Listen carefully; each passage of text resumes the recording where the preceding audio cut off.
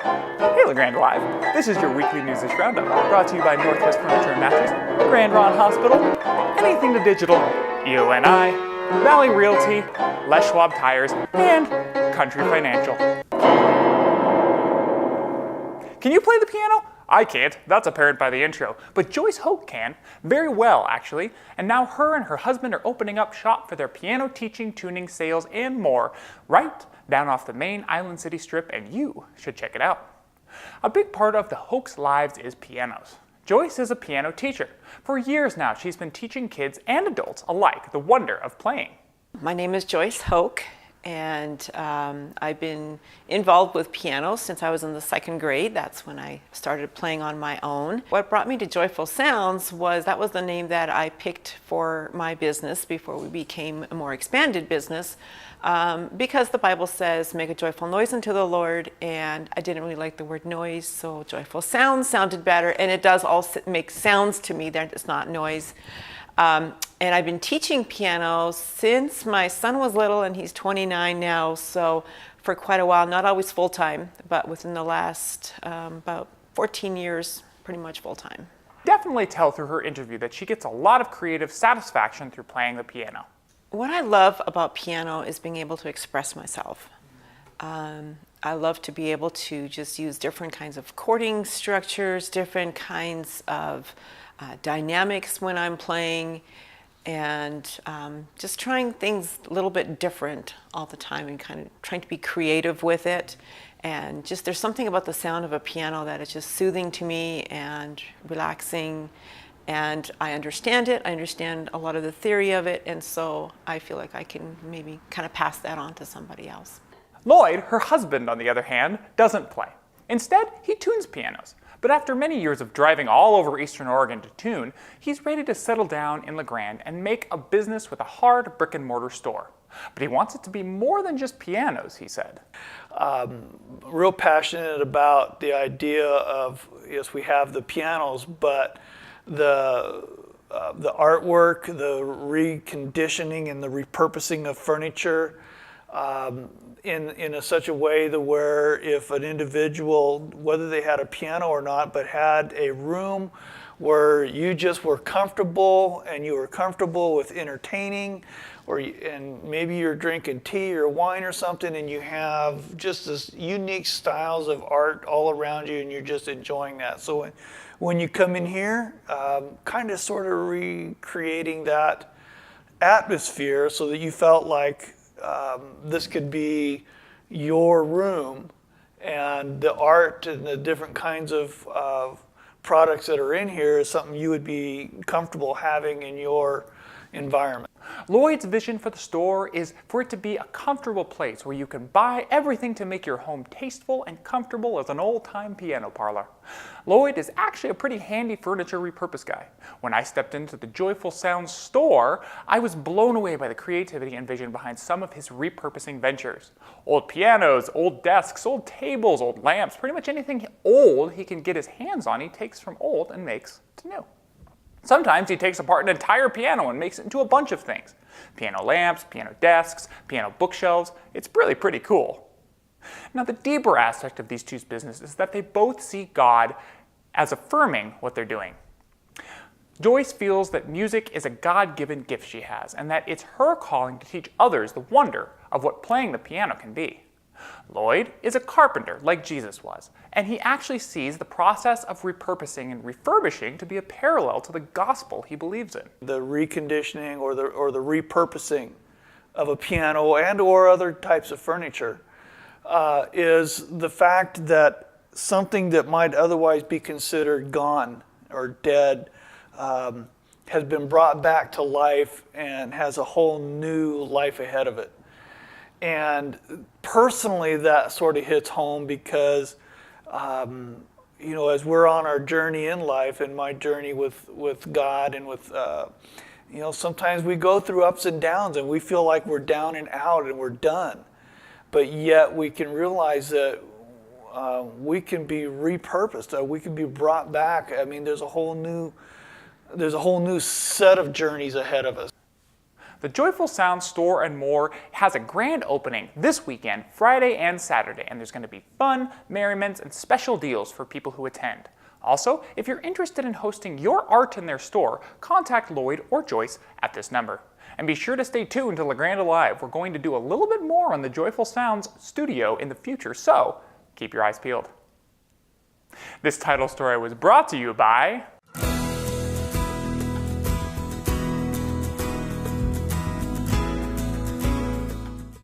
Do you all have old VHS tapes that you need converted? Well, if you do, our employee Jonathan Marvel has got you covered. Jonathan Marvel has been working at Anything to Digital for about 2 years now. He's a young man who has grown up in Grande, and several years ago he began his internship turned job here at Brent Media Services. He's the guy who transfers all your old media to DVDs. And last week, he and Brent, the boss around here, hopped in a car and drove all the way to Hood River for the Working in the Gorge event, an employment recognition event to celebrate National Disability Employment Awareness Month. John has cerebral palsy. Over 100 people attended this event, at which Brent and John got to present about John's experience working for Brent Media Services with his disability. The thing that we noticed right off is that John was determined, and that he did his best. He showed up on time. He always had a great attitude. Jonathan is a wonderful young man, and though sometimes his disability causes him to struggle, he shows up every day with a smile, ready to do his job. He loves Marvel movies, and he always tells me, the vegetarian, when he's eaten his vegetables for the weekend, like a good boy. Jonathan is proof that though disabilities may hinder people from achieving the same efficiency as some of the non-disabled, they're not insurmountable. Jonathan never complains and always does his work. The biggest tragedy of his employment is that we don't have more work for him to do. So, if you have VHS tapes, you should bring them down and he'll transfer them for you. Big shout out to you, John. Thanks for doing what you do. This story was brought to you by Anything to Digital. We can do that. And here's your upcoming events and Get Out and Go with Emily Adair. Hi, I'm Emily Adair from Go Magazine. And I'm Will Bowman from the Grande Live. This is Get Out and Go. The Addams Family is known for being creepy, kooky, mysterious, and spooky, but they're also a relatable family. The Elgin Opera House is hosting the Addams Family musical, which follows Wednesday Addams coming of age and her parents coming to terms. The show combines dark themes, subtle and not so subtle humor, catchy songs, and elaborate makeup, hair, costumes, and sets. World-renowned actor Michael Pennington will come to Eastern Oregon to present his one-man show, Sweet William. The LeGrand Shakespeare Company is bringing the British actor to town in an effort to make Shakespeare more accessible. Pennington, who is known for roles in The Iron Lady and Star Wars, is a bit of a Shakespearean expert. He encourages anyone with a fear of Shakespeare to come to the show. In Joseph, the Wallowa Valley Music Alliance is bringing back the Twinsmith Night for a new season. The first event features 2 Americana duos, each with their own unique brands of music. Baker City's Arts Center is hosting a fundraising gala to benefit the Carnegie Library and bring Missoula Children's Theater back to town. There are also details about a harvest festival, a daddy-daughter dance, a brown bag discussion, and much more. For more details, pick up a copy of this week's Go magazine, which is inserted in the Observer and Baker City Herald. We're also online at GoNortheastOregon.com and on Facebook, Twitter, and Instagram. For more local content, check out Grande Live. Thanks for tuning in to Get Out and Go. And one other quick event-related notice. Rehearsals are starting for this year's Handel's Messiah performance here in Grande. The first rehearsal will be October 15th, 2017, and be 6 p.m. every Sunday after that. Grande Live will have more on this special annual event as the performance gets closer. And here's your weekly sports spotlight with Ronald Bond from the Observer newspaper. Hello, my name is Ronald Bond with the LeGrand Observer for LeGrandeLive.tv, and you're watching the High School Sports Spotlight.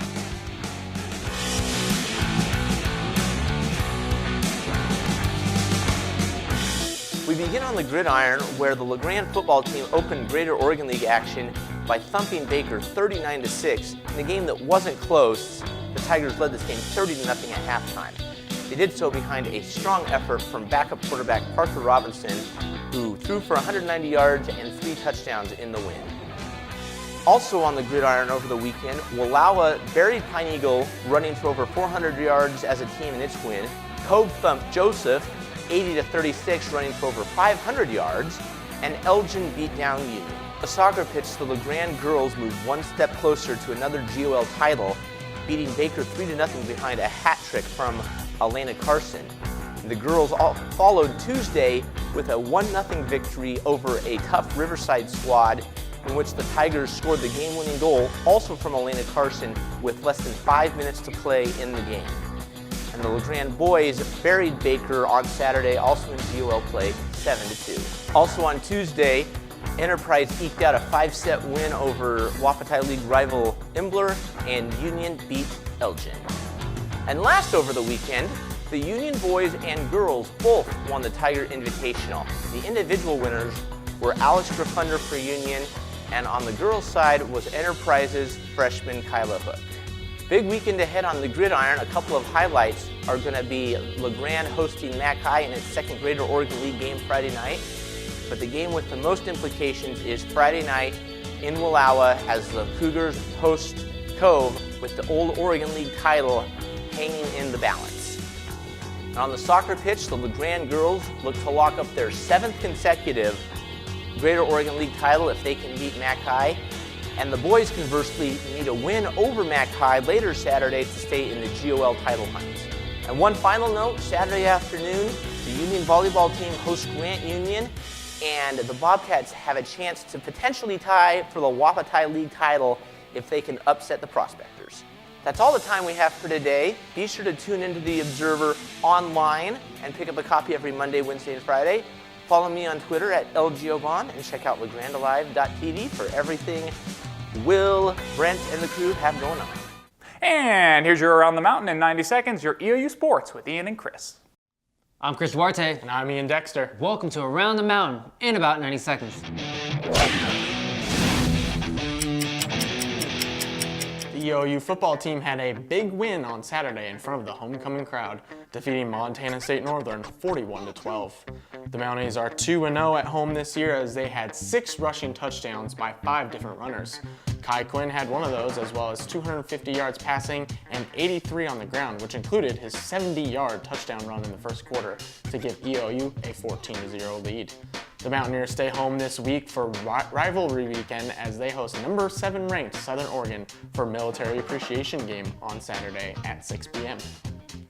The number 14th ranked EOU volleyball team went 2-0 at home this weekend, battling to a 5-set victory on Friday over Oregon Tech before sweeping Southern Oregon on Saturday.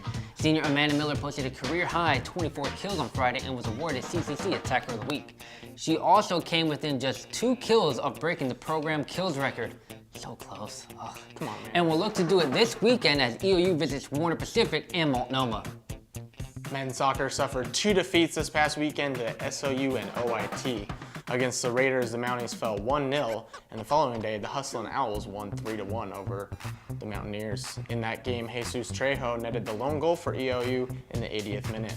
The team heads to Portland Friday for games against Multnomah and Warner Pacific.